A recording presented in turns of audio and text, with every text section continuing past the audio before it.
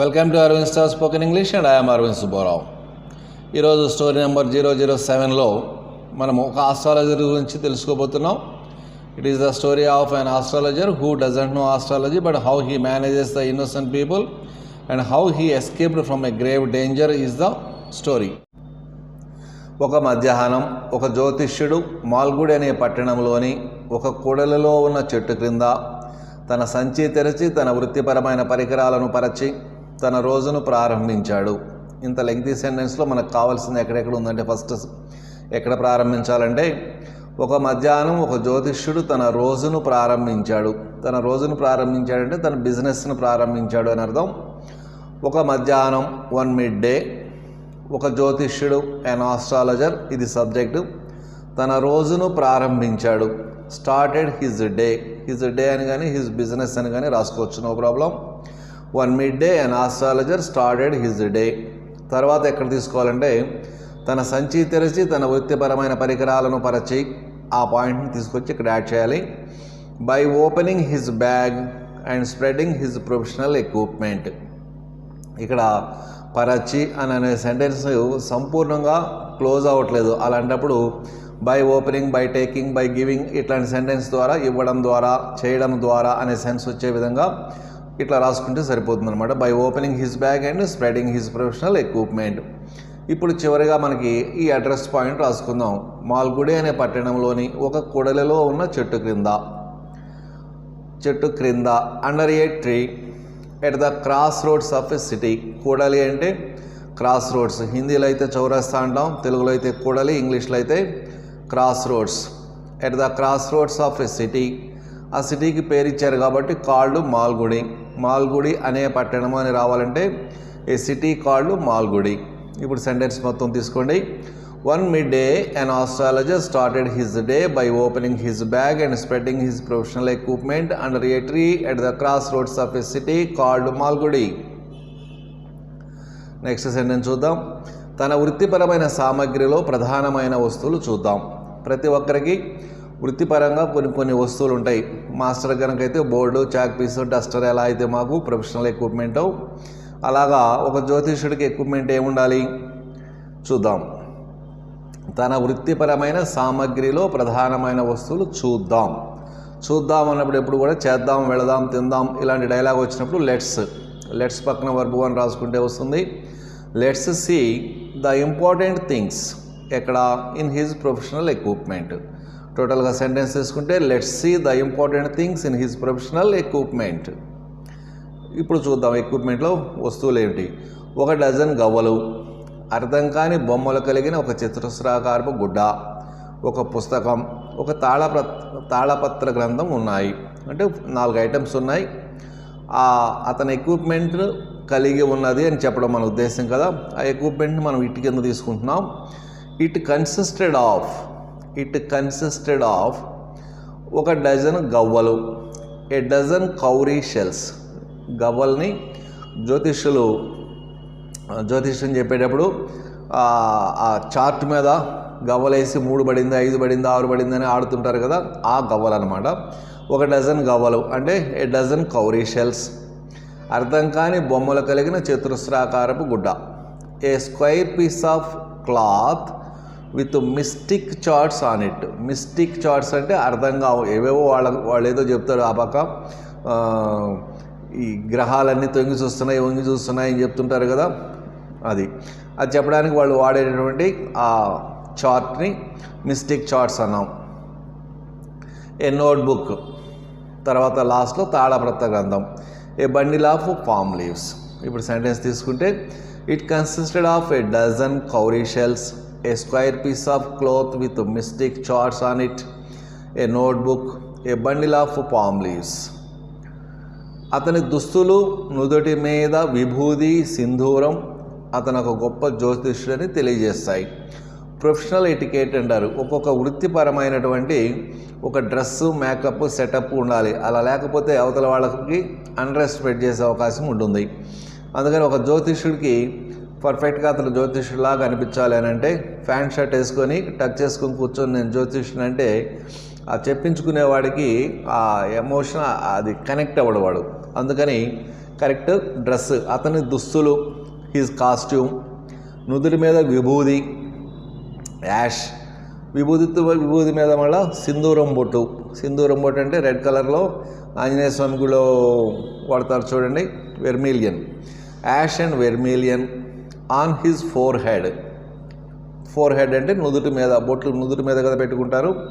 So his costume ash and vermilion on his forehead indicate, తెలియజేస్తాయి ఏమని, that he is a great astrologer, అతను గొప్ప astrologer అని తెలియజేస్తున్నాయి. అంటే అతనికి కరెక్ట్గా ప్రొఫెషనల్ ఎటికేట్ పర్ఫెక్ట్గా ఉంది అని అర్థం. His costume ash and vermilion on his forehead indicate that he is a great astrologer. నిజం చెప్పాలంటే అతనికి నక్షత్రాల గురించి కానీ గ్రహాల గురించి కానీ ఏమీ తెలియదు. నిజం చెప్పాలంటే టు బి ఫ్రాంక్, అతనికి తెలియదు. He does not know anything. దేని గురించి? About stars and planets. To be frank, he does not know anything about stars and planets. అతనికి అందరూ జ్యోతిష్యుల వలె మనుషుల యొక్క మానసిక బలహీనతల గురించి తెలుసు. మరి ఏం తెలుసు? మరి ఈ ఆస్ట్రాలజర్ కంటే అందరికీ ఏం తెలుసు? అదే తెలుసు ఈయనకి కూడా. హీ నోస్, అతనికి తెలుసు, ఓన్లీ హ్యూమన్ సైకలాజికల్ వీక్నెసెస్, మనుషుల యొక్క మానసిక బలహీనతలు, హ్యూమన్ సైకలాజికల్ వీక్నెసెస్. అందరి జ్యోతిష్యుల వలె, like all astrologers. He knows only human psychological weaknesses like all astrologers. And next చూడండి, ఈ బలహీనతల్ని ఆస్ట్రాలజర్స్ ఎట్లా జనాల మీద ప్లే చేస్తారో, వాళ్ళు ప్లే చేసి ఒక కామన్ డైలాగ్స్ ఏంటో కొన్ని చెప్పి చూస్తాడు. ఫస్ట్ అవేంటో చూద్దాం. నీవు అందరికీ మంచి చేయాలనుకుంటావు, కానీ నీకు అందరూ చెడు చేస్తారు. ఇట్లా ప్రతి ఒక్కరు ఎవడికి వాడు నేను చాలా మంచివాడిని అన్న భావంలో ఉంటారు. అందువల్ల ఈ సెంటెన్స్ ఎవడి మీద అయినా వర్కౌట్ అవుతుంది. You want to do good for all. You want to do good for all. నువ్వు అందరికీ మంచి చేయాలనుకుంటావు, కానీ బట్ అందరూ నీకు చెడు చేస్తారు. All do harm to you. Okay, you want to do good for all but all do harm to you. నీకు చిన్నప్పటి నుండి ఒక శత్రువు ఉన్నాడు, వాడు నీకు చెడు చేయాలనుకుంటున్నాడు. You have an enemy since your childhood. You have an enemy, నీకు ఒక శత్రువు ఉన్నాడు. సిన్స్ యువర్ చైల్డ్హుడ్, నీ చిన్నప్పటి నుంచి. అతను నీకు చెడు చేయాలనుకుంటున్నాడు. He wants to harm you, వాడు నీకు చెడు చేయాలనుకుంటున్నాడు. జనరల్గా ప్రతి ఒక్కడికి ఎవడో ఒకడు మనకు కొంత నెగిటివ్ అభిప్రాయం కలిగిన వ్యక్తి మన జీవితాల్లో ఒకడు ఉండి ఉంటాడు. వాడిని మనం ఊహించేసుకుంటాం దాంతో. అంటే అతను చాలా అద్భుతంగా జ్యోతిష్యం చెప్పినట్టు. నీవు ఒక పెద్ద ప్రమాదం నుండి తప్పించుకున్నావు, మరొకటి సిద్ధంగా ఉంది. ఇది third dialogue. You have escaped from a grave danger. నువ్వు ఒక పెద్ద ప్రమాదం నుంచి తప్పించుకున్నావు, మరొకటి సిద్ధంగా ఉంది. And one more is waiting for you, నీకోసం మరొకటి ఎదురు చూస్తుంది. You have escaped from a grave danger. నువ్వు ఒక పెద్ద ప్రమాదం నుంచి తప్పించుకున్నావు అనగానే ప్రతి ఒక్కడు ఏదో ఒక ప్రమాదం ఎప్పుడో ఒకప్పుడు కాస్త మన టాపిక్లో ఏదో ఒక మిస్ అయి ఉంటాం, దాన్ని మనం అప్లై చేసుకొని రైట్ నువ్వు అద్భుతంగా చెప్పావని వాడిని అప్రిషియేట్ చేయడం. And one more is waiting for you, మనల్ని భయపెట్టడానికి అతను ప్రయోగించే నెక్స్ట్ ట్రిక్ అనమాట ఇది. నీకోసం ఇంకొక ప్రమాదం సిద్ధంగా ఉంది. ఇలాంటి దీనికి ఇప్పుడు ఇంగ్లీష్లో రాస్తే you have escaped from a grave danger and one more is waiting for you. ఇలాంటి సాధారణ విషయాలు చెప్తూ వాళ్ళ వ్యక్తిగత వివరాలు తెలుసుకుంటాడు. ఇలాంటి సాధారణ విషయాలు చెప్తూ వైల్తో తీసుకోవాలి. While telling such general things, ఇలాంటి సాధారణ విషయాలు చెప్తూ he knows their personal matters, వాళ్ళ వ్యక్తిగత వివరాలు తెలుసుకుంటాడు. అంతే తప్ప అతనికి జ్యోతిష్యం మీద ఏమి కమాండ్ లేదు, అతను ఏమి భవిష్యత్తు చెప్పగలిగింది లేదు. ఆ రోజు సాయంత్రం 9కి తన పని పూర్తి చేసుకుని ఇంటికి బయలుదేరుతుండగా అతను ఒక వ్యక్తిని చూశాడు.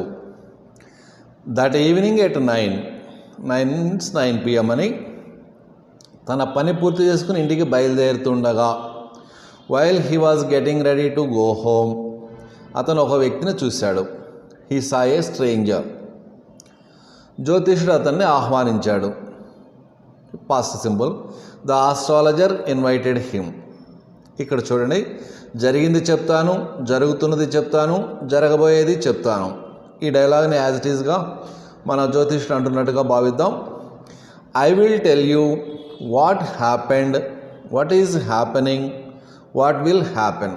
అంటే జరిగింది చెప్తాను, జరగబోయేది చెప్తాను, జరుగుతుంది చెప్తాను. అంటే ప్రజెంట్, పాస్ట్, ఫ్యూచర్ 3 చెప్తానని అతనికి వాగ్దానం చేస్తున్నాడు. కాబట్టి చెప్తున్నాడు కాబట్టి ఐ విల్ టెల్ యూ అన్నాం. సరే, ఆ కొత్త వ్యక్తి ఇతని సామర్థ్యాన్ని అనుమానించి సవాల్ చేశాడు. The stranger doubted his ability and challenged him. అనుమానించి అంటే అనుమానించాడు, సవాలు చేశాడు. 2 వర్బ్స్ ఉపయోగిస్తే సరిపోతుంది. The stranger doubted his ability and challenged him. ఏమిటో ఆ ఛాలెంజ్ చూద్దాం. ఆ కొత్తవాడు అన్నాడు, అంటే ద స్ట్రేంజర్ సెడ్, అతను చెప్పిన సెంటెన్స్ని డైరెక్ట్ స్పీచ్లో రాసుకుంటున్నాం. నేను నీకు ₹1 ఇస్తాను, నీవు గనక నాకు సంతృప్తికరమైన సమాధానాలు ఇస్తే. కండిషన్ అన్నమాట అది. ఓకే, నేను నీకు ₹1 ఇస్తాను, ఐ విల్ గివ్ యూ ₹1. అక్కడ కండిషన్ ఇస్తే, సమాధానాలు ఇస్తే అన్నాడు కదా. If you tell me satisfactory answers, లేదా if you give me satisfactory answers అన్నా కూడా ఇబ్బంది లేదు. నీవు నన్ను సంతృప్తి పరచకపోయినట్లయితే వడ్డీతో సహా వసూలు చేస్తాను. వార్నింగ్ లాగా చెప్పాడు. Unless you satisfy me with your answers, లేదా ఇఫ్ యూ డోంట్ సాటిస్ఫై, చేయకపోతే, unless you satisfy me with your answers I will collect with interest. నేను వడ్డీతో సహా వసూలు చేస్తాను. వారు బేరం ఆడుకున్నారు, అంటే కొంతసేపు ఇద్దరు మాట్లాడుకున్నారు. They negotiated. జ్యోతిష్యుడు అతన్ని నమ్మించగలిగాడు. Could. The astrologer could make him believe. నమ్మించగలిగాడంటే తను పెద్ద గొప్ప జ్యోతిష్యుడని నమ్మించగలిగాడు. చివరకు ₹8 ఇవ్వడానికి అంగీకరించాడు ఆ వ్యక్తి. The stranger agree to give ₹8 finally. అక్కడికి ₹8 ఇవ్వడానికి ఒప్పుకున్నాడంటే అతనికి ఇతనేదో గట్టిగానే అద్భుతంగా చెప్పగలనన్న నమ్మకాన్ని కలిగించుంటాడు. అందువల్ల అతను ₹1 నుంచి ₹8 పెంచి నేను ₹8 ఇస్తాను అన్నాడు. ఆ వ్యక్తి తన మొదటి ప్రశ్న అడిగాడు జ్యోతిష్యుని. Past simple, asked. The man asked the astrologer his first question ఏందో చూద్దామా. నేను వెతుకుతున్న నా శత్రువుని నేను కలుస్తానా? ఇది క్వశ్చన్. నేను కలుస్తానా అంటే ఫ్యూచర్ సింపుల్ అడిగితే సరిపోతుంది. Will I meet the enemy that I am searching for. నేను వెతుకుతూ ఉన్నా, అది కంటిన్యూస్లో రాసుకోవాలి. ఇది దొరుకుతాడా అంటే నేను కలుస్తానా అనడానికి future simple. Will I meet the enemy that I am searching for. ఈ క్వశ్చన్ వేయంగానే వెంటనే జ్యోతిష్ ఇచ్చిన ఆన్సర్ చూడండి. నీవెప్పటికీ అతన్ని కలవలేవు. You can never meet him. ఈ ఆన్సర్ చెప్పగానే వాడికి ఇంకో డౌట్ వచ్చింది. నీవు చెప్పింది నిజమని నేను ఎలా నమ్మాలి? ఏంటి గ్యారెంటీ ఏంటి నువ్వు చెప్పింది అంటే దానికి క్వశ్చన్ అతను ఎలా ఇంగ్లీష్లో అడగాల చూడండి. How should I believe that what you said is right? How should I believe, నేను ఎలా నమ్మాలి? What you said is right, నువ్వు చెప్పింది కరెక్టేనని నేను ఎలా నమ్మాలి అంటే దానికి జ్యోతిష్యుడు గవ్వలు చార్ట్ మీద వేసి వేళ్ళు లెక్కగట్టి చెప్పాడు. సో జ్యోతిష్యుడు తన ప్రయత్నం ఏదో తను చేశాడు. గవ్వల దాని మీద ఆ చార్ట్ మీద వేసి ఏవో కొంచెంసేపు వేళ్ల మీద లెక్కలు వేసి ఒక విషయం చెప్పాడు. దీన్ని ముందు ఇంగ్లీష్లో ఎట్లా మార్చాలో చూద్దాం. The astrologer played with shells and counted something on his fingers and said. ఈ 3 పనులు చేశాడు. The astrologer played with shells, వాటితో ఆడాడు, దాని మీద వేసి ఏవో లెక్కేశాడు. And counted something on his fingers, వేళ్ల మీద ఏవో లెక్కలు కట్టాడు. అండ్ సెడ్, ఫైనల్గా చెప్పాడు. ఈ లెక్కలు వేయడం వల్ల కాసేపు గాలిలోకి చూసి ఏదో భవిష్యత్తు ఆయన ఫ్లాష్ బ్యాక్ అంతా స్క్రీన్ మీద చూడగలిగినట్టు చూసి ఓ 2 వాక్యాలు గట్టిగా చెప్పాడు. ఒక కత్తి నీ గుండెల్లోకి పోయింది, నీవు బావిలో నెట్టబడ్డావు. ఓకే, 2 విషయాలు చెప్పాడు. A knife passed through you. A knife passed through you, నీ గుండెల్లోకి పోయింది. Through you. నెక్స్ట్, నీవు బావిలో నెట్టబడ్డావు. You were thrown into a well, నువ్వు బావిలో నెట్టబడ్డావు. ఇవి నిజమైతే నేను నీకు చెప్పింది కూడా నిజమే. ఇప్పుడు అతను నమ్మించే ప్రయత్నం చేశాడు. ఇఫ్ దీస్ ఆర్ ట్రూ, ఇప్పుడు నేను చెప్పినవి నిజమైనట్లయితే, what I said is also true, నేను చెప్పింది కూడా నిజమే. ఆ వ్యక్తి జ్యోతిషుడు చెప్పింది నమ్మాడు. The man believed what the astrologer said, ఎందుకంటే అవి రెండు అతని జీవితంలో నిజాలు. దాంతో జ్యోతిషుడు చెప్పింది కూడా నిజమేనని నమ్మాడు. The man believed what the astrologer said. నీవు ఒక చనిపోయిన వ్యక్తిని వెతుకుతున్నావు, అంటే అతని శత్రువు ఆల్రెడీ చనిపోయాడని జ్యోతిషుడి యొక్క prediction.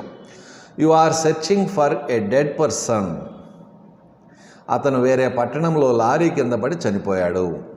In another city he was dashed by lorry and died. So నువ్వు అలాంటి వ్యక్తిని వెతుకుతున్నావు అని చెప్పాడు.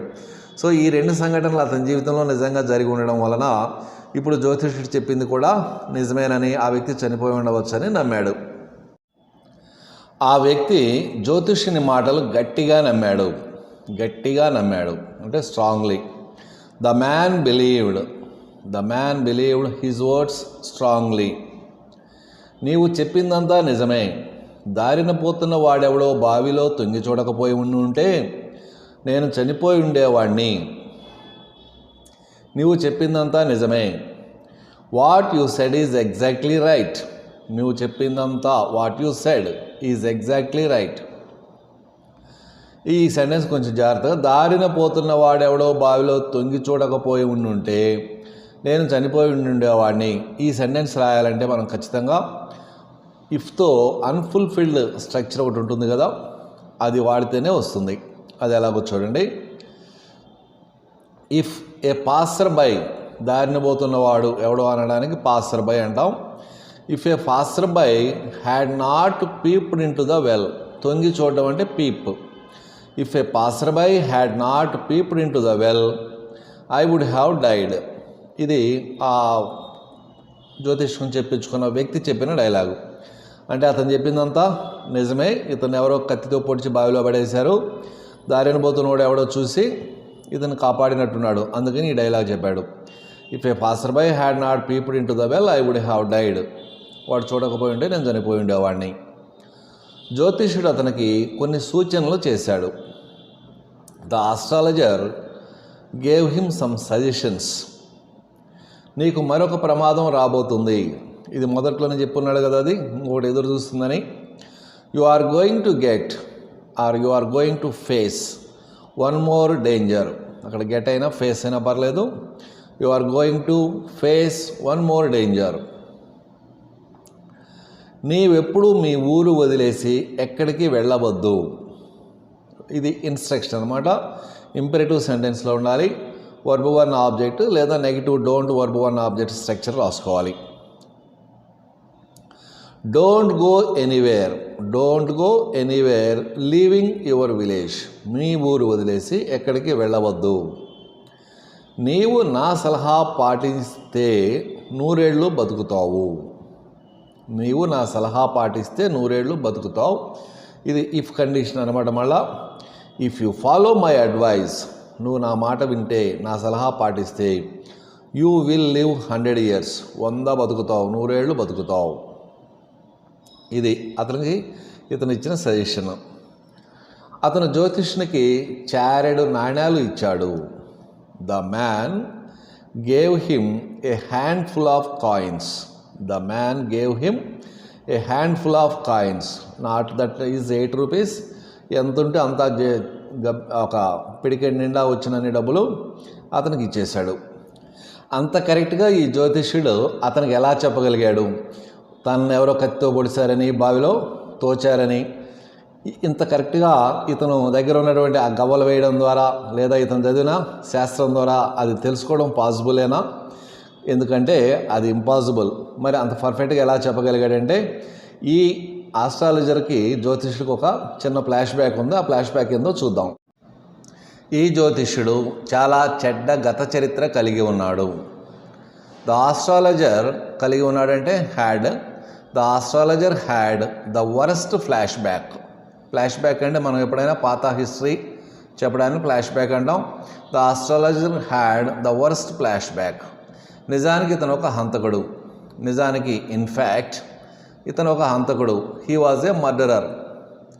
ఈ పట్టణానికి చాలా దూరంగా ఒక పల్లెటూరికి చెందిన ఒక సాధారణ రైతు ఇతను ఒక సాధారణ రైతు. He was an ordinary farmer. ఎక్కడ? In a village. అది ఎక్కడ ఉందంటే సిటీకి దూరంగా ఉంది. Far away from this city. మొత్తం సెంటెన్స్ అంతా కలిపి లాగితే he was an ordinary farmer in a village far away from this city. తన ఊర్లో ఒక అతన్ని కత్తితో పొడిచి బావిలో తోచి రాత్రికి రాత్రే ఆ ఊరు వదిలి పారిపోయి చాలా కాలం దేశమంతా తిరిగి ఈ పట్టణంలో జ్యోతిష్యుడిగా స్థిరపడ్డాడు. ఇందులో చాలా పార్ట్స్ ఉన్నాయి. ఒక్కొక్క పార్ట్ మనం జాగ్రత్తగా రాసుకుందాం. తన ఊర్లో ఇన్ హిజ్ విలేజ్ ఒక అతన్ని కత్తితో పొడిచాడు. He stabbed a person. ఒక అతను కత్తితో పొడిచి అంటే పొడిచాడు అని అర్థం. He stabbed a person. బావిలో తోచి అంటే బావిలో తోచాడు. Threw him into a well. రాత్రికి రాత్రి ఆ ఊరు వదిలి పారిపోయి అంటే పారిపోయాడు. Ran away from the village overnight. దేశమంతా తిరిగి అంటే దేశమంతా తిరిగాడు. Wandered all over the country. జ్యోతిష్యుడిగా స్థిరపడ్డాడు. All over the country for a long time. చాలా కాలం తిరిగాడు కదా. అండ్ జ్యోతిష్యుడిగా స్థిరపడ్డాడు. Settled as an astrologer in this city. ఇప్పుడు సెంటెన్స్ మొత్తం సింగిల్ స్ట్రోక్లో. In his village he stabbed a person threw him into a well ran away from the village overnight wandered all over the country for a long time and settled as an astrologer in this city. వేషము పేరు మార్చుకుని జ్యోతిష్కుడుగా బ్రతుకుతున్నాడు. He changed his getup. వేషం అంటే getup. And name and living as an astrologer. So he changed his getup and name and living as astrologer, as surviving as astrologer అని కూడా రాసుకోవచ్చు. తన ఊరికి దూరంగా ఉండడం వలన తన ఊరి మనుషులు ఎప్పుడు ఈ పట్టణానికి రాలేదు. As it was far away from his village. It అంటే ఇక్కడ city. As the city was far away from his village nobody came to this city. ఎవరు ఈ సిటీకి రాలేదు కాబట్టి అతను ఎవరు గుర్తుపట్టలేదు ఇప్పటి వరకు. అతని ఇంటికి వెళ్ళేసరికి అర్ధరాత్రి అయింది. When he reached home it was midnight. భార్య ఆలస్యానికి వివరణ అడిగింది. His wife asked him explanation. వివరణని ఇంగ్లీష్లో ఎక్స్ప్లెనేషన్ అంటాం. His wife asked him explanation for the late. అతను ఆమెకి ఆ నాణ్యాలన్నీ ఇచ్చి లెక్క పెట్టుకోమన్నాడు. అతను ఆమెకు ఆ నాణ్యాలన్నీ ఇచ్చాడు, లెక్క పెట్టుకో అన్నాడు. He gave her all the coins and asked her to count them. తన భార్య అతన్ని అడిగింది, దేని గురించి బాధపడుతున్నావని. His wife asked him what about he was worrying. His wife asked him what about he was worrying లేదా what he was worrying about ఎట్లయినా రాసుకోవచ్చు. దానికి అతను చెప్తున్నాడు, నేను మా ఊర్లో ఒకరిని పొడిచి బావిలో వేశాను. I stabbed a person and through him into the well. అతను చనిపోయాడు అనుకుని నేను ఊరు వదిలి పారిపోయాను. I felt that. నేను అనుకున్నాను. I felt that he had died. అతను చనిపోయాడని. And so I ran away from my village. అతను చనిపోలేదు. He did not die. అతను నా కోసం వెతుకుతున్నాడు. He was searching for me or he is searching for me. అతను ఎప్పుడు ఈ వైపు రాకుండా భయపెట్టాను. I frightened him not to come this side again. ఇక నన్ను నిద్రపోనివ్వు. Let me sleep. సో ఈ కథ మొత్తం చెప్పిన తర్వాత అతను ఇప్పుడు ప్రశాంతంగా ఉన్నాడు. ఎందుకంటే ఇప్పుడు దాకా తాను ఒక మర్డర్ చేశానన్న ఒక గిల్టీ కాన్షియస్తో ఉన్నాడు. ఇప్పుడు తను చనిపోలేదన్న ఒక ఆనందం. రెండోది అతనికి ఎప్పుడు ఈ సిటీకి కూడా రాడని చెప్పేసి చాలా ఆనందంగా హ్యాపీగా ఇక నన్ను నిద్రపోనివని నిద్రపోయాడు. అది ఈ జ్యోతిష్యుడి యొక్క కథ.